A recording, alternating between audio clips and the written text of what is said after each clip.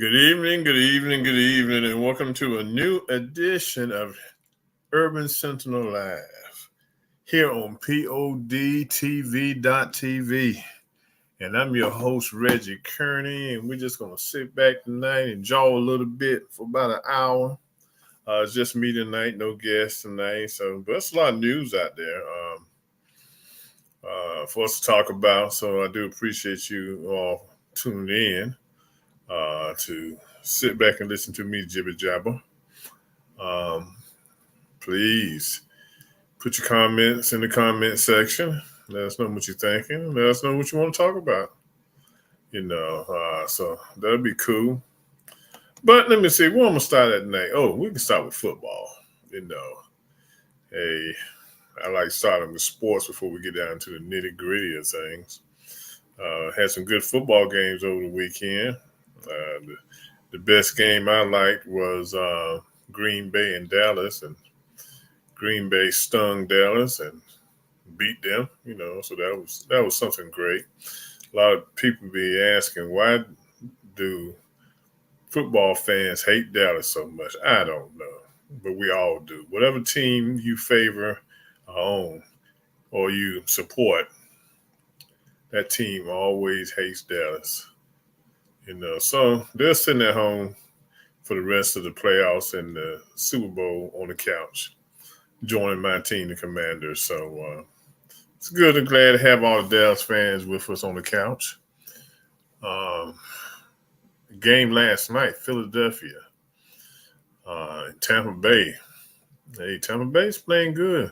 It's either Tampa Bay's playing good or Philadelphia is just going down the tubes, and they are a terrible team.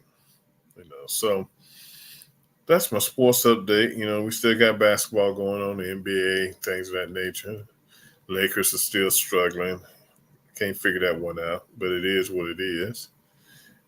So hope everyone had a great day yesterday celebrating Dr. MLK, Dr. Martin Luther King Jr.'s day.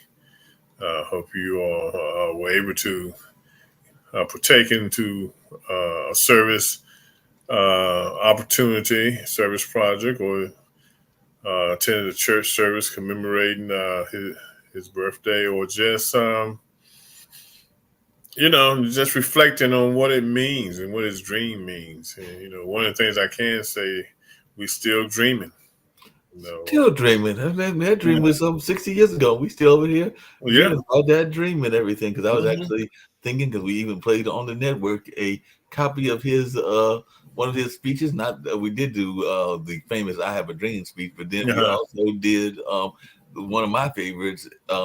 Where do we go from here? Chaos or community? In which he actually called for something that some of the Republicans have fought against, some of the Democrats have liked, some of the people on both sides of the aisles have liked. But I had literally forgot until I was listening to that speech that we aired yesterday on MLK Day that Dr. King actually called for a universal wage where everybody got some sort of universal wage. And all along those lines, he actually said that if we could put a man on the moon and that we can fight this unjust war, that's what he called it, and everything in Vietnam, why can't we give everybody a universal wage? And it sounds like a legitimate point in the 60s, and it also sounds like a legitimate point in 2024. I mean, we kind of came close to that with some of the way that the pandemic money was handled and the stimulus money, but I don't see why that can be done on a more consistent and a regular basis, particularly when we're sending money to different countries that are fighting their wars and all along those lines. But he did urge and ask for us to have a universal wage, and I don't know why we couldn't do it in this day and time as well. Well, I think one of the things, one of the reasons we don't have a universal wage right now, or a higher wage, starting wage here in the United States, is because so many areas are already up in the ante. But you got to remember, those are blue states. Okay, here in Maryland, it's $15 an hour. DC is $15 an hour. One of the counties in Maryland, here in Montgomery County, which is probably the most populous county in the state, their county executive is talking about, asking the council to approve $20 an hour. Okay. Now we have California, who is at a $20 an hour rate or a little more, and I know North Carolina is still probably at 7.25 as a federal Yeah, we wage. still stuck. We still. I have a saying. Some of my friends here on Pod TV like it. I made it up, and even some of the Oh, founders of the network like it as mhm. well. But on certain issues, we're stuck on stupid. That's Yeah, my new saying, that we're stuck on stupid, and the minimum wage at 7.25 is an example of being stuck on stupid. yeah, and what I can't understand is states. The majority of the states are stuck on. Like red states are stuck on 7.25. But Mhm. why are they stuck on 7.25? I mean, we've been at 7.25. God, I can't even count the years that we've been on 7.25. That's how long we've been on 7.25. Excuse me, but I think the issue is that the Republicans don't think people need a whole lot of money to live off of, and they also had this idea too that okay, if you're at 7.25, you need to work hard at trying to get yourself from 7.25 to a decent wage. Yeah. You know, but I'm not taking anything off of immigrants or anything like that, but the problem is in all those red states, and as long as you have individuals who are willing to take those jobs at 7.25, it's not going to change. It's not going to be an incentive for the state legislation to um, change the hourly rate. It's no incentive there. And the same thing with the federal government, the federal wage. There's no incentive to up the ante and pay individuals more money than what they're making. Right. 7.25 is nothing. Not a thing.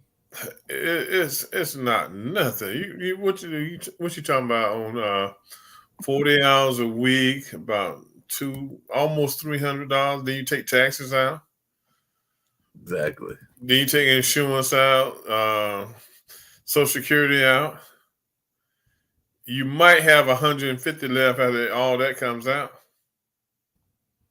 Wow. And that's like, I think about how much it takes just to live and everything. I mean, I Yeah. got friends, and I know that there are some of us that are guilty of eating beyond our means. And I'll just put it Hmm. that way and everything. I know that I sometimes eat out way too much, and I probably could save some money by Hmm. actually grabbing some food from the grocery store and actually doing some of my own cooking and Cooking. everything. But that's still only going to save but so much. It's still Yeah. not going to take away Hmm. the fact that rent's due, and that water is due, and that electricity is due. And of course, if you want to be part of the communication era, you got Hmm. to have your internet, and you might even want a television and a number of other things. So there's a lot of things that are out there that are almost, I'm not going to say that the internet is a necessity, but it is definitely close to a necessity in terms Yeah. of communication and everything along those lines. So there's these expenses that are there that add up. I think that they even say that what's the rule for rent, to not to spend more than a third of your wages or something like that on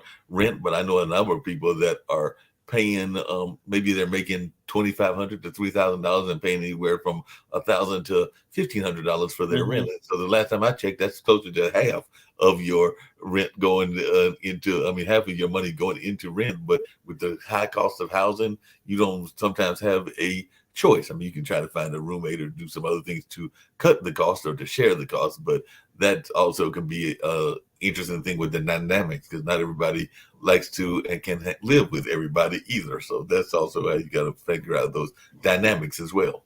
Yeah. So it's hard, and so without this increase in salaries and stuff, you're going to continue to have people out, stealing and selling drugs and doing things that they shouldn't do to try to make ends meet. It comes down to a thing of survival. So I think Dr. King was right in that point that we do need to increase the wages. I mean, because you and I buy in the same age boat. Mhm. You might be a little younger than me, but I mean, I look at it when I was working. I had a job at 17 working at a place called Tasty Freeze, and I was making about a dollar and some change, about $1.25, $1.50 then. And I thought I was doing real good. As a teenager, you think you're doing real good because you have a little change in your pocket. At the end of the week after you put in some hours. But that wasn't a whole lot. Even it could have been because I mean you're talking about gas at 50 cents a gallon, bread was probably about 75 cents a loaf. Things of that nature. But people need a living wage now, and that's basically what they need. And A question for you about that, because we were having some conversations about this on some of our other shows and everything. But are you at all concerned about the growing wage gap? Because I know some people that are influential, and they might not quite be billionaires, but they might work with some billionaires, and they are thinking that maybe we are taxing too much or expecting too much from our upper class and everything. But at the same time, there is a widening gap between those that are very affluent and those that are very much in the poverty area, and there's a very big group in between that is that middle class, whether that's the lower middle class or the upper middle class, and all mhm. in that space. But I just wondering, what are your thoughts when you hear? Because I just recently heard that the top five billionaires are increasing their wealth, and significantly so, and that they might even be one of them, whether it's Elon Musk or whether it's Warren Buffett or one of the other ones. I forgot who the five are, but there are five that were listed in this article that I saw and everything, that there might be among them a trillionaire eventually as well. And I don't think we've had a trillionaire yet, but they said that somebody might be a trillionaire. And I don't know what that would do for you, because one of my favorite blues songs talks about that, there's certain things you can't take with you. And one of them Right. is that all that wealth. As a matter of fact, I think the Mhm. line in the blues song that I am a fan of, and I can't think of the artist, is that I haven't seen a armored car at a funeral yet, and everything. And that might be some truth to that statement. Yeah. Well, I think one of the things that's happened here in America is the tax laws have benefited uh, the wealth, the rich and the wealthy. Okay, and it's given them a lot of loopholes to maintain and keep their wealth. And that's you have to uh, thank the Republican Party for that. Oh I yeah, think they need to show them more. When you are a billionaire and you worth almost you know $30 billion or something like that, like Bezos, some of those guys. but I think you need to share. You need to share a little more of your wealth and through taxes and stuff. But you got these guys almost to the point where their taxes paid a little or nothing when they can afford it. And then they'll be the first ones to say that why are we being taxed? Why can't I keep my wealth? Now, I don't have a problem with someone becoming wealthy. Okay, there are people that have worked hard and gotten their wealth and they enjoy it and they deserve it. They right. work for it. Then you got others that play the lottery, but they get their tax depending on what kind of how they get paid. They get their taxes taken out anyway, so we can't include them. But I think you need to shoulder some of the responsibility for putting money back out on the streets. Okay, Mm-hmm. you shouldn't be allowed to make $1 million and you keep 950,000. Okay, but then when the IRS gets going after somebody, they'll come after me because I owe them $10 plus interest before they go after these guys who are beating the system. They're Exactly. beating it legally, and so I think the tax laws got to have to be adjusted. But every time you say that, first thing someone says, "Well, if you adjust the tax laws, these guys are more likely to close their companies down or cut back on hiring or things of that nature." So, what do you do? What do you do? So, it's disappointing that the lower class and the middle class, have to shoulder the burdens of the budgetary needs of this country. Yeah. And then that's what they do, to carry the budget. I mean, carry the bulk of what's going on, and all Hmm. along those lines. You're so right about that. I did have a question. I was going to come back. We can talk politics again, but coming back to the Hmm. sports, I was glad to see that my Marquette team bounced back after a 2-game skid by beating Villanova yesterday. We got a tough game on Saturday, going up into St. John's and going up into the Northeast and everything. But I did watch a few, not all of them, of the NFL playoffs, and for the most part, except for one game by a surprising team that was ended by 1 point, most of those games were literally in wild card weekend slaughters. There wasn't that much closeness in hardly any of them, Wow. except for Detroit against the Rams, and surprisingly, Philly got ran over, and a couple of other teams got run over as well. But I don't know whether you think, and I never played football. I did run track way back in the high school days, but even I, as a non-football player, know basic tackling. And like that game yesterday, that was some of the most missed tackling that I've ever Yeah. seen by a team with the Eagles and everything. Because there were some tackles that should have been made, with your eyes closed, but they were missing them left and right. Well, So I just wanted your thoughts about some of the conditioning, maybe of our athletes as well. I, I don't know.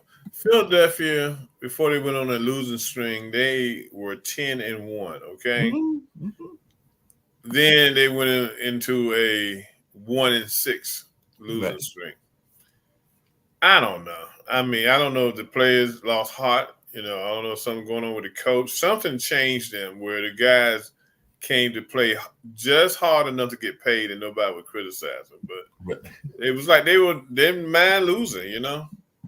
Yeah, They didn't there's like their mind mind losing. was, yeah, it's like their mind was on something else, and it was like they were distracted. I mean, I can get that if you're Kansas City, you might get distracted by all that hoopla Hmm. around Taylor Swift and her popping up into the game, and the fact that it's like some crazy degree of temperatures, and they did Yeah. win their game and everything. So I can get it in that case and everything. But I'm Hmm. sitting there like, that's a whole side circus going on with Hmm.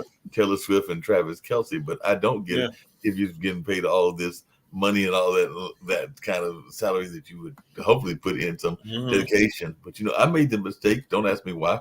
And I was glad to see that Carolina was well representative. But I think I was watching one of those old TV shows, like might have been one of the old crime dramas, and right after that came on was the draft of the women's soccer. And I imagine they ain't gonna make no NBA money. They might not even make WNBA money, but they'll Hmm. make at least some decent salary going off to play in the professional soccer league. And the first two picks were literally some young ladies from UNC, and I do mean young, they're like 19 or 20, something Hmm. like that, and everything. But it was impressive seeing them, just like the guy athletes being dressed to the T's and ready to accept their team assignment from their commissioner and go off into the wild world of professional sports in the Hmm. soccer. So, Yeah. soccer has definitely done well, particularly women's soccer. So it'll be interesting to see how these young ladies do and if they bring their team a championship Hmm. or not. And I mean, sports now is a lucrative area where you can make money as a young person. If you have the skills. Okay. If you look at what basketball players and baseball and football and all the other sports the guys make, you can put a little cheddar in your pocket. Hey, Uh, hey, we didn't. Put it this way: when a max contract back in the day, like I was reading on Walt Frazier, was $75,000. Okay, that was big money, and he was able to live in New York and live a great life. And I right. think towards his final years in the NBA, he might have pushed 200,000, 100 to 200,000 per year, and those contracts were considered big contracts. Mm-hmm. And you probably could go to a game at Madison Square Garden for $10 a game. I mean, kind of averages itself out. But those guys did not make big money. I mean, the money they made, they were making more money than a lot of other people were making. But a lot of it was for the love of the game. Now Yeah, these I mean, guys, like I said, I don't know what it is right now, but I'm just looking it up. According to before they got into their current agreement, the NWSL minimum salaries were 22,000, 10,000 below what is considered a living wage. But now they have raised that up as of last year to 35,000. So they're trying to get, I guess, their folks to get a bigger amount, and that was the salary from like minimum salary from 21 to 22, and then the maximum was in 2020 it was 50,000 before allocation money, and now in 2022 it was 75,000. So so there might be some players that are making north of 99,000 and able yeah, to make some pretty decent money. And matter of fact, there are some that look like they might be making in the millions and everything, hmm depending on where they're playing and if they're playing overseas or where else they might be playing as well. So I think that 35,000, even a couple of 100,000 or close to a million, you might be able to survive even yeah, as a women's soccer player. and all along those lines. So definitely, and some of them might decide to go overseas because they might make a higher pay and everything. Matter of fact, Yeah. I'm seeing that the highest paid women's soccer player as of a writing back in July uh, of last year was Alex Morgan, who makes a $7.1 million salary per year. So I think 7.1 million, I'd be Mhm. playing and kicking that ball left and right if they wanted me to get that kind of money. Okay, I might even uh, might even dust off my skills. And I used to play some pickup games. Never was very good at anything, but my cousin would come to the house and we might play a pickup game because I think he was into that and everything. So definitely, and they're saying that the Women's World Cup prize money because it'd be worth 110 million. 49 million of that eventually going to individual players. So yeah, I mean, a couple of million to kick a ball around. That might be something yeah. that you can do and be not too mad about and everything. Hmm. So Yeah. So I mean, so sports can, get a lot of people set a lot of people up for life, and move them on. So, but getting back to yesterday, we got a lot of work to do, to uh, see the dream. oh I, yeah. one of the things I noticed that Republicans try to do when they look at his speeches, they try to take certain catch phrases of his speeches to make catchphrases with. Like Bobert from Colorado said Mhm. that King was a man who wanted equity. Okay, no, yeah, equality. I think it was. I think it was equity that he wanted. He wanted everybody to be equal. She was saying that all this woke stuff and all this kind of stuff has got to stop because King didn't believe in that. I think when King said those things, he thought he saw a world that would be colorblind. Okay, Right. that's what his dream was. Okay, he didn't, and that's what he hoped. But things have not changed. We still Mm. live in a lot. There's a lot of racism going on here in this world. When someone like Nikki Haley says that, yeah, racism, says that racism isn't as bad as it once was. It's not a point of how bad it is. Racism is racism. I don't care where you have it at. But it Even wasn't just Nikki that did that. Didn't you catch the latest one? That crazy gentleman that was involved in medicine came out recently and said that he didn't think that racism was all that bad and that he didn't believe in systematic racism. And part of that was he was out there campaigning for his boy Trump. But yeah, Ben Carson came out there and said that systematic racism is a non-existent thing in the year 2024. I don't know if he's gone for a housing loan or if he's gone to a bank lately, but I can tell you some people that I know that can tell you some direct experiences that they've yeah. had with systematic racism, even the way that some of our youth are arrested versus certain other Hmm. communities as well. But yeah, he swore up and down that systematic racism was a thing of the past. And see, I don't. I try to give Carlson a pass because he had brain surgery. Not getting on the man's case or anything, but I think he's lost some of his faculties to make good judgment and good sound decisions. Okay, it's like him and Clarence Thomas. They want to forget where they came from. Okay, Mhm. it's easy to forget where they came from and agree with everything that the so-called Republican establishment has set up. And Ben Constant knows good and daggone well that there's racism out here continuing on today. Okay, and he needs to wake up, but he done drunk the juice. And like I said, I don't care who you vote for as long as you go out and vote because you know we had a lot of people who fought for the right for black people to vote. But don't drink the juice. And if you're gonna drink it, do your research. you Yeah, know, but you got 25%, of the black voters, mostly male, are supporting 45.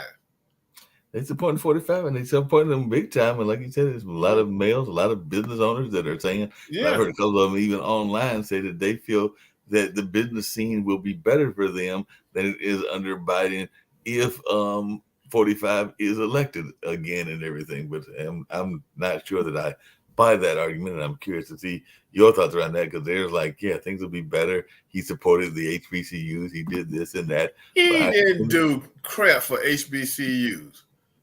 Okay, he got up there, and all the black presidents and chancellors of HBCU, got up there, went to the White House, giggling and laughing and saying "massa" and all this kind of stuff, and then get crap. Okay, good. And I got to do the research on him, but the whole thing didn't fall like he wanted to fall. It was a photo opportunity for 45 to get all these black men in there and black women in there and make it look like he was going to do something for them. And see, he didn't do jack, didn't do a thing for Didn't do them the at thing. all. Biden has done more for HBCUs than this other guy did. Yeah. Photo opportunity. I went and took my butt up in the White House with him, knowing what the things he said on the campaign trail. Oh, I hear you. I would have done the same thing, but I don't know if I told you, but I had a chance last week to interview a friend of mine who is a stand-up comedian. He actually did a stand-up comedy show, and I got to say he had some boldness to do it. But sometimes it's the green. So he actually told me he did a comedy show because he is a stand-up comedian, in addition to being an actor and other things, literally in front of the Klan. When I was like, "Hey, that was bold of you," but then I thought about it. He might have even doing it at a regular comedy club, been doing them in front of some Klan members. They just didn't have the sheets on. So That's right. That's right. You don't never know. Sometimes I sit back and I look. I say we all crowd into a football stadium on Sunday or arena during the week, look at basketball games. I say, I wonder if you could really figure it out, how many of these people in here can't stand blacks, but love the entertainment that black athletes provide for them. Oh yeah. But the Big East is doing something different, because I think that I was watching the game between Marquette and Villanova, and I think they said, there might be some people in various parts of the Big East that might be upset about that. But I think that the Big East has actually 6 African American coaches at the time. Shaka Smart being one of them, the coach of Villanova being another. But out of 11 teams, I think 6 of them are actually the coach that we got lost to, Sentinel and everything. Holloway, I believe it is, man. So at least 6 of the 11 coaches are African American. So that's a conference that's actually doing well in that category. But so I mean, it amazes me, how we look at things, and like I say, each individual can use their vote like they want to, but I hate it when blacks aren't doing their research and not adhering to the fact that 45 don't give a rat's about black folks. Okay.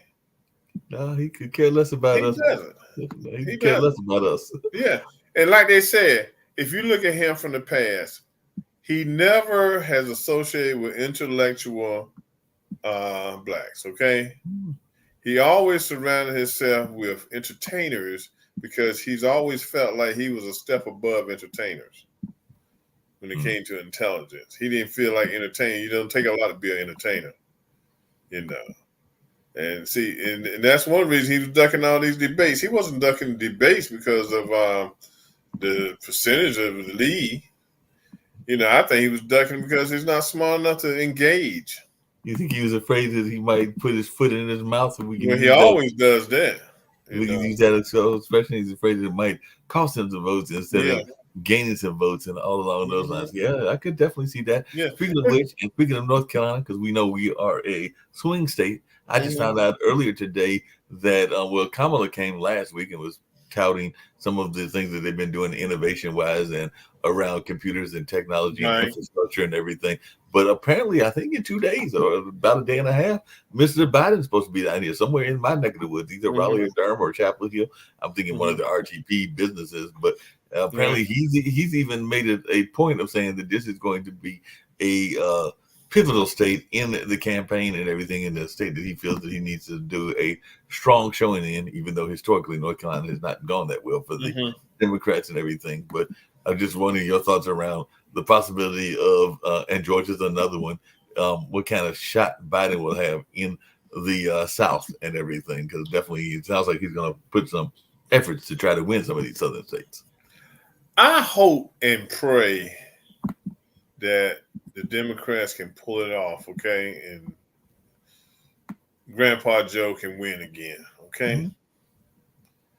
But when you listen to guys like Charlemagne the God and others, they bring up some valid points, okay? Right. That neither party has really done anything that really supports the black community. True that. or communities of color. But this is the wrong time to be having that conversation, okay? Because if you continue this conversation, what's going to happen? You're going to, a lot of blacks going to become disillusional. Mm-hmm. And they're going to start saying, why should I vote? If the Republican Party ain't going to do this and the Democratic Party isn't going to do that, why should I vote? Okay? And they might not come out and vote, okay? See, you got to realize people who like the orange head, they like him because of this. He says, like you say, he's always sticking his foot in his mouth. Right. But people feel like he's one of them when he says what he wants to say.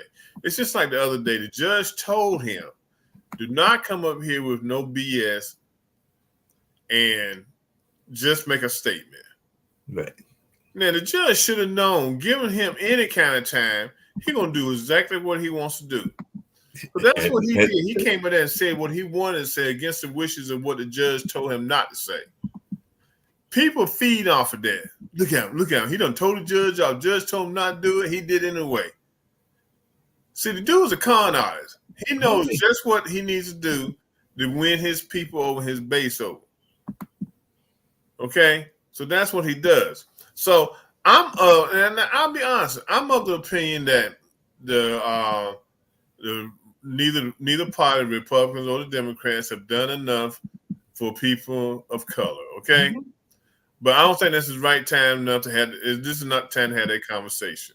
No, I agree with you. It's not the time to have that conversation. But on that same point that you're talking about, that base of his, and some people will say that it's only 30% or maybe 35% of the population. I know that even here on the network, we've had some people that say that they are 100% confident that the 65% that are not with his base will come out and vote overwhelmingly so that he will not win a term after having lost a term, being kind of like Grover Cleveland and all in that space. I am not 100% convinced of that because of what you just said. I think that there are a lot of people that are disillusioned and that are not going out to vote and everything. So I hope that I am wrong, but I'm not going to be surprised overly if we don't wake up in November and see that 45 has come back and won a term to be 47. So I'm hoping that I'm wrong and all of that, but I am also a little bit alarmed when I have conversations with both friends as well as a lot of acquaintances, and they're telling me what you're saying, that they're disillusioned and that they don't see any reason to go out and vote. And then you got wild cards in the picture as well, because somebody asked me earlier today about Jill Stein, who is very intellectual and very much, I think, running in the Green Party and everything. And those are going to be votes that'll go away from Biden. So I'm one afraid of some of the wild cards like Jill Stein and Robert Kennedy and how they could pull some of his votes, and two, this disillusionment that might cause people to sit on their hands and not go out and vote. And then, of course, we'll be the first ones crying that it was all unfair if 45 winds up being 47 and everything. Yeah. So it could very well happen because, like I said, I think young people are disillusioned. You got a lot of blacks that feel, that, hey, it's not doing anything for me, especially blacks that live in the inner city and that have to struggle each and every day. They're not seeing something that's tangible being given to them to help them improve their lives. Okay? Yeah. And like I said, I just don't think the Democratic Party, this is the thing. The Democratic Party has depended on the black vote for years, and so they feel like it's a gimme. Okay, yeah, like you said, a given. It is. It's there. Nothing's gonna change it. There, it's guaranteed. That's the word. Right. And so, and that's why I think the Democratic Party got to figure something out, because if they don't, I'm gonna tell you, if the Republicans ever get themselves together, which I doubt will ever happen in our lifetime, you're going to find blacks going to the Republican Party, because by nature, we are a conservative group of people.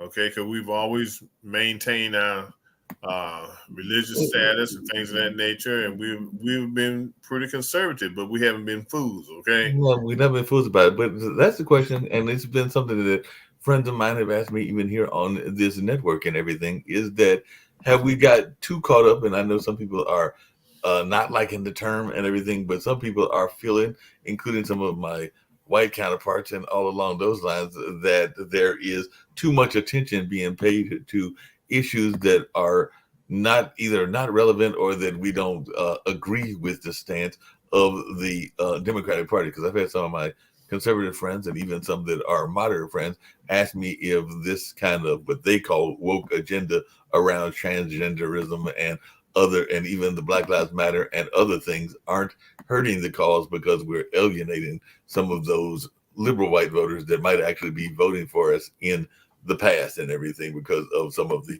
terminology that is being used. I was wondering, you're there in DC, is that something that is a concern? Because I know that while DC is a chocolate city, Maryland is not all that much of a chocolate city, and there are definitely some both conservative whites as well as liberal whites up there. So I'm wondering, are some of the liberal whites not wanting to hear about, the LGBT rights and the abortion issue and the trans stuff and even some of the stuff in our community, and maybe are even singing that victim song as well, where they're feeling like they're being victimized because they didn't do it, their grandparents or their great grandparents did. Right. Just wondering your thoughts around that and what kind of reaction you get when you talk to them. This is the thing.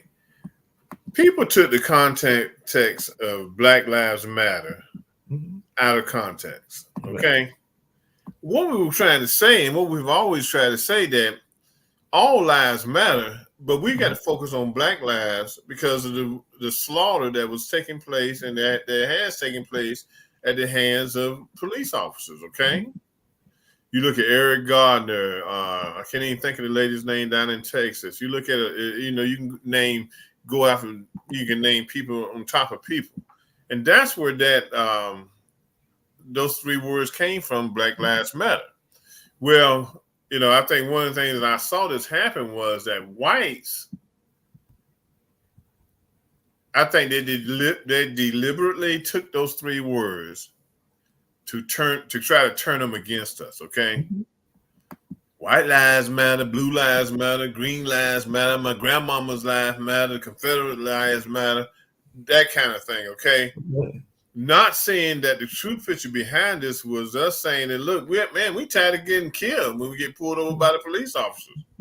Don't our lives matter? Right. Okay. But you got those racist whites, crybaby liberals, and crybaby conservatives that felt like their feelings were hurt because we keyed in and said Black Lives Matter. Okay.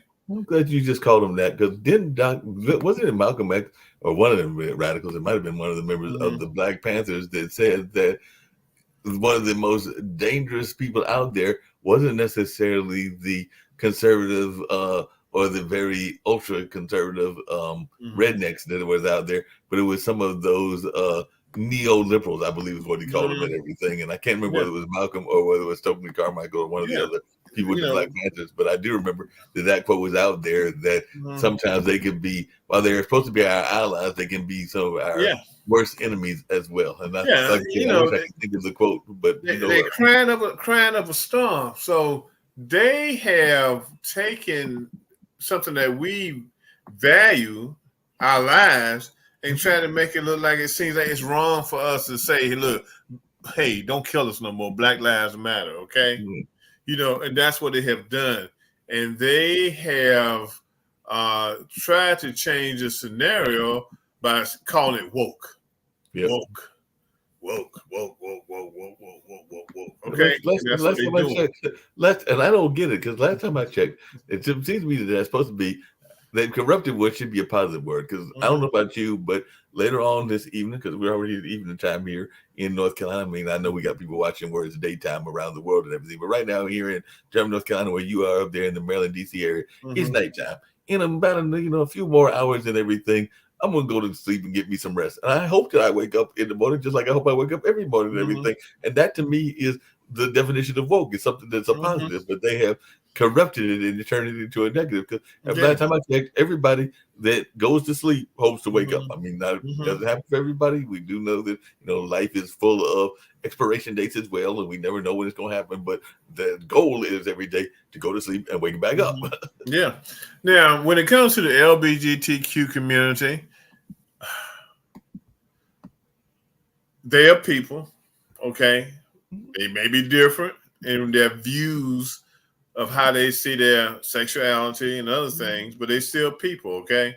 Right. Now, do I agree with everything they expound when it comes to civil rights? No, because we all have civil rights, okay? And you know, I don't think we need to carve out special rights for any group of people, okay? Because I think the law is clear and cut when it comes to civil rights, okay? Now, I think the biggest controversy they have now is when it comes to gender changes and how it affects their ability to play sports, okay? Right. You know, and that's going to be an ongoing issue as long as the LGBTQ community is around, okay? But they are people, okay? And they need to be treated like people. But what you have is a conservative white population that's constantly coming down on them that don't want to accept them in the community. They want to accept it in the community, but then they also got crazy rules that exist and everything. And when it comes down to it, I don't know about you, but I love the company of a good woman if I'm in the middle of dating and everything. Right now, that's not happening in the life, but hopefully that will change at some point. But I do enjoy the company of a good lady, but I'm also not trying to have everybody and their mother know what's going on in my bedroom. And I think that would be the same thing with the LGBT community as well, because what happens there should be up to the individuals that are engaged. I mean, as long as it's not, within certain communities, like as long as it's not hurting children, as long as it's not going after animals and doing other things, then I think most people are cool with you doing whatever you want to. I mean, there are literally certain things that are in certain books, including down here in the South, that many people enjoy doing in their sexual relationships that are technically still against the law and everything. But I'm not trying to go there and be knocking on the doors to find out if people are practicing that act or not. Because if I get an enjoyable act, it's really none of my business whether they are enjoying themselves. And see, what you got to understand, the younger generation doesn't care how we feel about the LGBTQ community, okay? Now, my daughter has two friends and a male who are bisexual.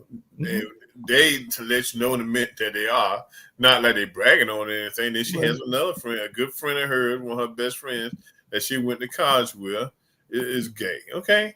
And she takes on the role of a male, okay? And they're good people, Yeah, that's what I've seen. Literally, I mean, I don't have no problem out of them. Anything, it's just like with a friend from that she went to college with. I have to remember the pronouns, I had to remember that too, because literally until about maybe 4 or 5 months ago, my next door neighbor literally was a transgender, transvestite person. They would definitely be male oriented. I don't know if they were going through the process or what they were doing. I used to see them even on mass transit and everything, and they were in that cosmetology field, so they did hair as a side business, literally from the apartment when they were living here. And I would sometimes see them on the bus, and I think they even told me their name, and I don't remember it right now. And they told me which pronoun they wanted to be addressed by. And when I saw them, I addressed them by that pronoun. Like I said, I don't even know if they still live here in the area, but I know up until I'd say about 6 or 7 months ago, they were literally my next door neighbor, and said they're decent enough people and everything. Didn't try to pick up on me, and I was glad of that, because they see that wasn't my game and everything. But at the same time, they were respectful enough to engage and to tell me how they wanted to be addressed and everything. I did have a question for you before we get done, because it's been bothering me on my mind and everything. And it's a news story, because we had this Durham police chief I brought up on one of our other shows that we shipped off to Memphis, and apparently she created this unit. I think it's called the Scorpion Unit, and now they are in the process of getting rid of her and everything. So my thing to you is that I guess sometimes our own people aren't always our greatest advocates as well when it comes to police, because this was a sister, and there was questions around the way that she handled being a police chief when she was the police chief here in Durham. Then we shipped her off to Memphis, and now apparently Memphis has let her go because of that whole incident with Tyrese Nichols and this Scorpion Unit and all along those lines. So I just wanted your thoughts about how sometimes the system, even our own people, get caught up in the system and wind up playing the system game. I think what happened with her, a lot of crap goes on with the police department. Probably even in Durham, a lot of crap goes on with the police department. And a lot of times they keep a lot of stuff from the police chief, okay? Now she might have known that there was a unit, a Scorpio unit, and what they were charged with doing. Okay, Right. but she probably didn't never know to what extent they had gone off the deep end. Okay, Right. I'm gonna tell you something. If it hadn't been for that camera on the corner of that street corner that night, Mm-hmm. we would never known the truth behind what happened to Nicholas. Okay, That's because true. they would have said that he resisted arrest, put up a struggle, and they were just trying to protect themselves. Okay, and the worst they would have gotten was they would probably gotten off, and Memphis would have been hit with a civil suit. Thank God for those cameras on that corner that night. Yep. Okay, now one thing we had to face too, that it's not always the white police officer that's That's killing my point. Right. Sometimes I black own. officers that's killing us. Yep. These were college educated officers, okay? Mm-hmm. But they thought they could take the law into their own hands, but they forgot that camera was up there on that corner. And They so the forgot that camera saw camera and everything. that.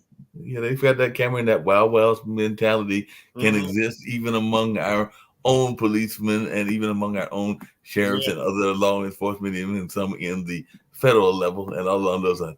I did yeah, have one other quick thing I was going to ask you about because it's one thing that goes on. It happened. I kind of alluded to it earlier with the stimulus money. Is we love it when we get gift money, and I've actually got a couple of checks recently. I need to go cash them and everything because they did some audit, and I actually won the audit, meaning that they sent me some money. I mean, it wasn't a lot, like maybe $30, $40 here, but $50 it was there. money they owed But you. yeah, it was money that was owed to me and everything. But Mm-hmm. what was funny is the last letter that I got was basically that, yes, we've sent you the money and we're glad that we've sent you the money and we do owe you this money because we did our assessment, our audit, and we realized that we owed you this amount of money based on returns and everything else and everything. But if you owe money to another agency, we want you to send the money that we're giving you to them. So I'm going like, so you go give me the, it's like that Peter to pay Paul kind Yeah. of notion. So they're like, Mm-hmm. yes, we know that we're giving you this money, but we're the federal government. So we also know that you owe some money to some other people. So when you get this money, please send the money to the other people. And I'm going like, well, if you know that and you're the government, why didn't you just send it to them directly? Right. Right. And that's how government, but I didn't give you no interest, it did it? No. I'm saying that's the thing. If and we owe the then give government me money, if we owe the government money, we got to give them interest that's compounded daily. I think it's like a point and a half. But they don't give us none. They don't pay us our interest on the money that they done kept for so many years. It takes you a long time to get it back. But going back to your the police chief in Memphis, she just got caught up in a situation where they had to chop somebody's head off. They're gonna chop her head off. It's like, hey, you the chief, you supposed to know about this stuff. Yep. No. And maybe she was told about it. Maybe she was told that she needed to get rid of the unit. But the thing about it, like they said, when she was in North Carolina, she was doing the same thing in North Carolina. She was running a clandestine, clandestine unit. clandestine unit in your police department. And that's where she had a terrible reputation there in Durham. Yeah, she's had a definitely horrible reputation, and definitely, like I said, I know some people in both the police and the deputy, the sheriff department, and I don't think that any of them are overly surprised by the fact that she ran into trouble when she got to this new job and everything. Because sometimes if you got those reputations, you just carry them on into your new location. Yeah, and they probably knew. Memphis probably knew about it, but they probably saw her as being hard on crime. Okay, that she would come in and do something great for the city of Memphis.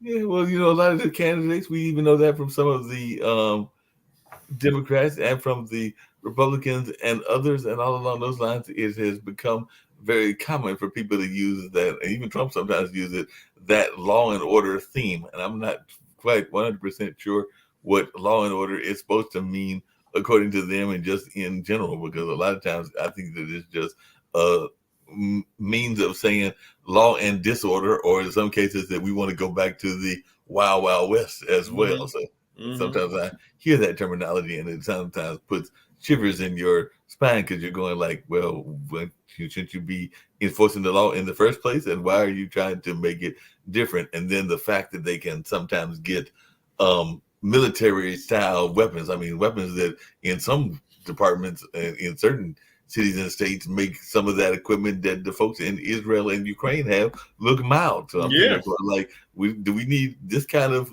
military equipment in any city and everything? But they're going like, no, we need the latest and the best toys and everything. And I don't get that.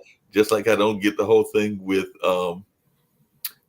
the war on drugs, with most of them going after these dealers, and then they're talking about that the dealers are coming from these exotic places. But last time I checked, every time that they bust them, I've yet to see them bust them with a plane yet hmm and everything. So I'm going like, who's bringing the drugs into the country that would have the plane? Because most of the people I know, I'm sure up there in the hood in the Maryland, D.C. area. I know definitely in the hood here in Durham. How many people you know that got a plane? we don't. I know I don't. Yeah, we don't. And look, like I did get through the whole show about freezing up. I got to figure out what causes me to freeze. Oh, yeah, I'm not sure what that would be because sometimes it's just it might be the where the router is and different other locations. But yeah, it Yeah, I could be might the have to move router. my route to another location. But we don't need those military style tanks and stuff. They're like I live. The county I live in is outside of DC, small, about 175,000 people. What does our sheriff department need a daggone tank for? Exactly. Armor car for? I don't get that. It's not doing nothing but getting rusty. It's just sitting there. I mean, we very seldom have any crime that requires. I don't know. I've been in this county since 1997, and we haven't had a situation yet which would have required a armor car. Well, not only that, but I mean, not to knock a class of people, but a lot of people that are involved in clandestine and criminal activities, they ain't hmm exactly always the brightest people in the world. Because I remember that one of my cases, the gentleman, and unfortunately he passed away, got stuck in the convenience store that I think he was trying to rob. And then I think I've told you before hmm that this was decades ago before it became a history hub and all along those lines. But when it was a bus terminal, we had somebody that was robbing what is now a boutique hotel, but at that time it was a bank. And I'm sorry, if you're gonna rob a bank, shouldn't you at least have an escape plan? But they caught him literally at the bus terminal because he wasn't smart enough to realize when the bus was leaving. So hmm he literally robbed the bank and then walked down to the bus terminal, and they caught him at the bus terminal waiting for the bus. So I'm going like, it seems to me that you should know roughly how long it's going to take you to get there, and maybe have a minute or two to get on the bus. But he didn't even have enough wherewithal to realize that part of the plan to know what the routes are. And even though that was a decade or so ago, it hasn't changed much even this hmm day. Those schedules are pretty much predetermined. So Yeah, yeah. So I don't know, man. Everything's kind of screwed up right now. yeah, it's all screwed Politics up. is probably the most, screwed up as a situation we're in right now. You just wonder what November, the first Tuesday in November, what the results going to be. Like I said, I'm not putting anything past the results. I'm hoping that Yeah. Biden will get his second term, but I'm not going to be surprised if I don't hear about a Trump victory. I hope that that isn't the case, but nothing. hmm I was totally shocked and flabbergasted the first time he won, but after seeing some of his supporters and seeing how adamant they are, I don't think anything is going to surprise me at this point and time and everything. I don't know that I'm going to be, and this happens every year because that's part of the Democratic message and going on now is that a Trump victory would be a destruction of democracy. And I do know a number of people that have scorpion down that if Trump wins, they're going to move to Canada or they're going to move to Ghana or a number of other places. And we say that, but then the question becomes, do you have the resources to do it? If you don't have the resources, don't you just wind up having to stick it out for the time that he's in there? I mean, back in the 80s, I Well, was a Reagan fan, but I mhm. also didn't think that I was going to be moving away from Milwaukee because when he was in office that first time and everything, because what Reagan was 80, if I remember correctly. Yeah, he was old too. Yeah, and he was old too. I think he was like 80 to 84, 80 to hmm 88, something like that. But I was in college, so it's not going to totally impact my college decision and everything. Now, I'd be lying to you, Reggie, if I didn't tell you that I didn't have a little bit of joy and hope that he might get knocked out of office when he had that incident with, I think it was Hinckley and everything. Didn't want the man to necessarily die, but at the same time, I was hoping that he might get incapacitated enough that we would get the second or the third in command in office. But that didn't happen, and I just dealt with him for the time that he was in there. And there was even some things about both Reagan and Nixon that I could find that I could agree with. I'm definitely a diehard Democrat. I could find some things, like I said before on this show and other shows, the enterprise zones, I could see their purpose. Even some of the things that Reagan did, I could see purpose around it. Now, there are some other things like Nancy Reagan's just saying no, that I don't get it. I don't get it in the sex conversation. I don't get it on the drug conversation. It's one of those slogans that sounds good, but I don't know how really feasible it is just to say no, because when you're saying just say no to drugs, if you're in that environment, that might be easier said than done. And just saying no to sex, there's a thing called hormones, and I don't think we can resist that body chemistry and everything. So you can say you're going to say no, but sometimes it's not as easy as what our body chemistry and those hormones are telling us to do. Yeah. What our only line, our next line of defense to try to keep it, if 45 does win, is to make sure that we have a strong majority in the Senate and a strong majority. Well, you don't need but one person majority in Congress to get something in the House, but you do need to have a good strong majority in the Senate to get stuff done. If that were to happen to him in office, other than the fact you hate having him in office, wouldn't harm us because he wouldn't be able to get nothing pushed. He'll push out those executive orders like he did on the first day he came into the White House when he first became president. He just sit there all day long with about 50 executive orders. He was just constantly signing that. It really didn't mean that. And I can't even remember what he signed there anyway and what was our whole point of signing them, Right. But, there's got to be a way around keeping them out, and I'm hoping that the people will realize as they get closer to the election day in November that they will go ahead and go out and vote against him. That's the one thing that can guarantee he's not in there. Yep, that's true. Just go out there and get that support and everything. Before we get out of here, I know it's almost time to do that. And switching back to sports, do you have any prediction? Because there are 8 teams left as to who's going to win in these next couple of rounds and everything. I mean, there's some people in the Midwest that are thinking it could be Green Bay, Detroit. There's a lot of people that are very big on Baltimore, but they've got a tough game against Houston and everything. So what is your thoughts about who's next? I mean, people are even excited about Tampa Bay and Baker and everything. So I still think the Super Bowl is going to be the 49ers and the Ravens. Okay. I can see that. I don't think Kansas is just Kansas City from last year. They even showed that in the cold that they weren't that, they were dropping passes, and even the week before that they were dropping passes. The other teams, Detroit should have lost that game. I mean, they definitely should have. The Rams should have beat that, but they got a bad call, a no call, that they didn't get, so I don't see Detroit being there. I don't see, none of those teams being there. You don't see Tampa Bay being there. I don't see Tampa Bay being there. I think Tampa Bay just hit one of those lucky streaks where the players are really playing together right now. I just think they hit the stride at the right time. Right. But let me tell you something. San Francisco gonna bring the hammer on Tampa Bay. Okay, and they got a good defense. I mean, the Ravens got a good defense. They got a good offense with Lamar Jackson.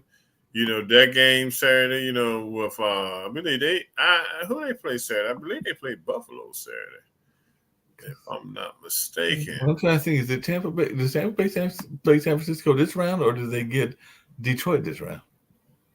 Let me see. Let me look it up real quick here. NFL playoffs. That's right. I was thinking that they got them, but either way, I'm trying to remember myself. Anyway, okay, the Texans got the Ravens, which I think Texans have done good and had a good run of it, but they're not coming to Baltimore to win. 49ers going to knock the Packers off, okay? Okay, But so that's what it is. The 49ers against the Packers. yeah, 49ers defense is strong. And then, like I said, the Buccaneers and the Lions, uh, the Lions going to win that one. And the Chiefs and the Bills, that's a toss-up. Yep. That could go either way, because Buffalo really looked good the other day, so yeah, that's going to be a toss-up right there, you know. But other games, I think it's easy to call them. But then, like I said, you never know what's going to happen on any given Sunday. On any given Sunday, you never You know know, who's going to show up. Hey, I was telling people, don't sleep on the Rams. I said the Rams have won, because I look at records too. The Rams have won 5 of their last 6 games, okay? So that's telling me they're gelling, okay? Don't sleep on them. And they slept. Dallas slept. I think Dallas thought they could go to that game and just run them out the stadium and keep going. It didn't happen. It didn't happen. Well, was the Rams Detroit, like you said, the Rams should have won. Oh yeah, the Rams should have won that. Detroit wasn't. Detroit played some good games this year, and they happened to come out on top. They weren't the greatest team in the NFL this year, even though they had a good record. But the Rams should have beat them. But refs, I think this has been a terrible year for refs in any division of sports, be it college, high school, or pros. Referees have done a stinking job this year. Yeah. They really need to go to camp this year and get trained on the calls and what to look for in the calls and how to handle the calls. How to handle the calls and even when to go to the board, because there are a couple of ones that they could have gone to the board too. Yeah. They did go to the board too. Yeah, so I think, hey, it's going to be something to see, man. It's definitely going to be something to see. It's going to be interesting to see. I'll be sitting right here Saturday and Sunday partaking of America's pastime. It is. Well, there were some people that might argue that that's also baseball. I know my granddad, when he was living, was a big baseball fan, but I've got friends that even work for some of our minor league franchises, but I don't know if I'm ready to declare it America's pastime, because like you said, football and even sometimes basketball can pace what's going on in terms of the audience appeal from baseball and everything. But yeah, it's a big game and all of that, so it'll be interesting to see what happens and who decides to win this whole thing and what we're going to have for a Super Bowl in February. Believe it or not, that's only about a month away. I think February, the weekend of February, the second weekend in February. Yeah, that would be about the 10th or 11th, something like that. The 10th or 11th. I think it's like 3 days before Valentine's, because Valentine's Day falls in the middle of the week. So if it's a Sunday, it would be the 11th, because the 14th is on a Wednesday. Yeah, so it's coming. It is coming. It is definitely coming. Well, it's been a good conversation. Mark, as always, I'll try to reach in my bag and grab up a guest next week if I feel like it, But this is good. I enjoy chit-chatting with you and everything. Always good chit-chat with you, talking about what the Orange Man's doing and what's going on in sports and whatever else is crossing our mind, including Memphis. Yeah. Always good having these kind of. And for the people don't understand, the Orange Men, we're not talking about the Syracuse University Orange Men. We're talking about that guy who ran for office. This orange makeup on his face. Yeah, he got that orange makeup. Before we get on out of here, there was a major coach that left and everything, and they apparently have a replacement for him already. So apparently Nick Saban has left the house, replaced. And he's been replaced. And I think that I heard that Belichick was gone. I think you predicted that. Yeah, he's gone too, and he's interviewing. He interviewed with the Falcons yesterday. But this is the thing, and I like what New England did. They had a succession plan, which wasn't supposed to go into effect until after next season. But what happened was the new coach put in the contract he signed 2 years ago that he would be the next head coach. Oh, cool. And hey, so there was a good deal. Now, I wouldn't want to go to Alabama and try to walk in the footsteps of Saban. Because that town down there, Tuscaloosa, Alabama, them people in that town would swallow you up for losing. They swallow you for losing. There are certain towns that are known for their respect for their coaches, and definitely anything in Alabama, anything in certain areas of Texas, and all along those lines. That they do not take kindly to losing, and if you start losing, they will swallow you up in a minute and be ready to let you go. He better go down there that new coach they got, and he better play some football. He better get them guys psyched up because if he lose more than 2 games next year, they might burn his house down. So he better get with it. You better get with it. And like I said, there are certain places that will give you reprieve and everything. Fortunately for both of them, Duke and Carolina in basketball are doing well. But, Carolina suffered last year. If Carolina had and they still haven't gone through ACC play, but if Carolina skids too far, those Carolina alumni, and just like the Iron Dukes at Duke, will get you if you don't bring a winning program to these programs that are used to winning and everything. They might give you, like I said, they gave Hubert a year of one bad year last year. So there are certain cities, and I don't think Alabama is one of them. There are certain areas that might give you a little bit of a reprieve, but if you do it back to back, you out the door. And fortunately, he did not do back to back. Hubert, I was surprised they made him coach. I mean, honestly, I was really surprised. Oh yeah, that he was the heir apparent.